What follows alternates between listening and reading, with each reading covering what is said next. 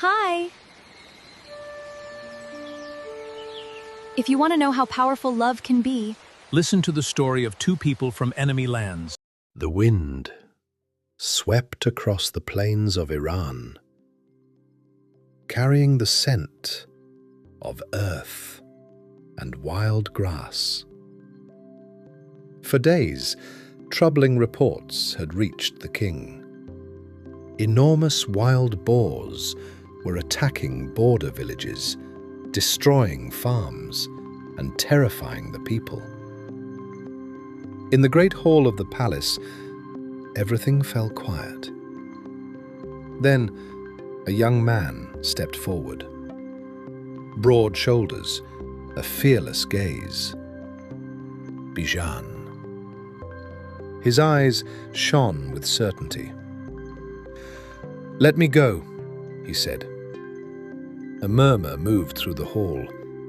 He was young, but his heart stood like a mountain. The king nodded and entrusted him with the mission. A warrior named Gorgin went with him. The hunt was brutal. The boars were larger than anyone had imagined. The ground shook beneath their charge. But Bijan moved like an arrow released from a bow, straight into danger. His sword flashed like lightning. One by one, the beasts fell. And slowly, the plains returned to silence. The mission was complete. But the real story had only just begun. That night, by the fire, Gorgin leaned closer and spoke quietly. "Do you know what lies beyond the border?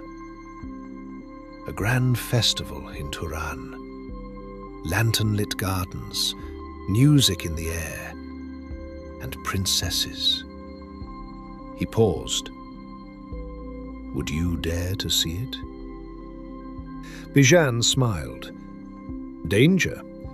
He had never learned the meaning of fear. That single decision changed everything. They crossed the border in secret. Turan unfolded before them like a living dream.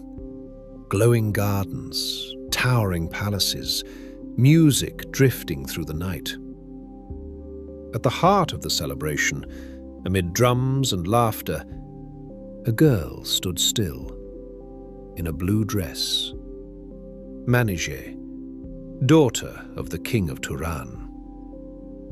Their eyes met, and for a moment, time itself stopped. She did not know him. He did not know her. But something inside them recognized each other instantly. They spoke. They laughed. And that night, something fragile yet powerful was born between them. Something that knew no borders, no enemies, no fear. But palace walls always have ears. The news reached the king of Turan, and he was furious. Soldiers stormed in. Bijan was captured. His sword was taken. Manijeh cried out, but it changed nothing. The king ordered that Bijan not be killed. Instead, he was thrown into a deep well, endless, cold, dark. A massive stone sealed its mouth. No escape, no light, no hope.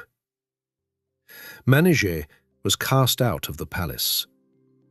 Her royal life disappeared. No servants, no golden rooms, no safety. Only one choice remained: return or stay. She stayed. Every day, she gathered food in secret. Every night, she returned to the well. She pushed the stone aside, just enough, and whispered softly, "Bijan, I'm here." From the darkness below, a weak voice would answer. Days passed. Bijan weakened. He suffered. But Manijeh's voice became a thread of light inside the darkness. She told him about the sky, about stars, about hope that still existed. In Iran, when Bijan did not return, fear spread. At last, Rostam decided to go himself. Disguised as a merchant, he entered Turan and found the well.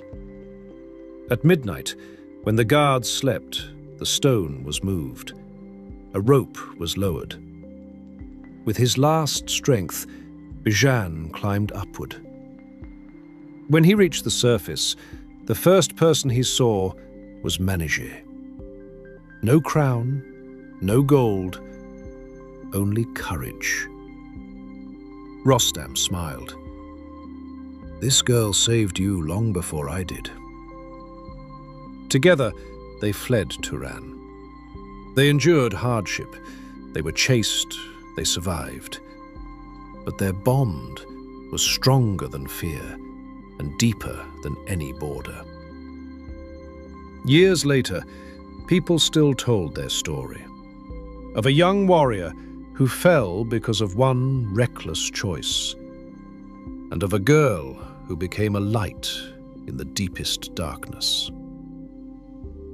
Bijan learned something greater than battle. Courage is not only fighting monsters. Sometimes it is surviving the dark.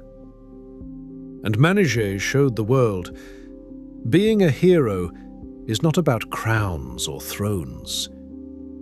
It is about a heart that refuses to stop loving, even in the land of enemies.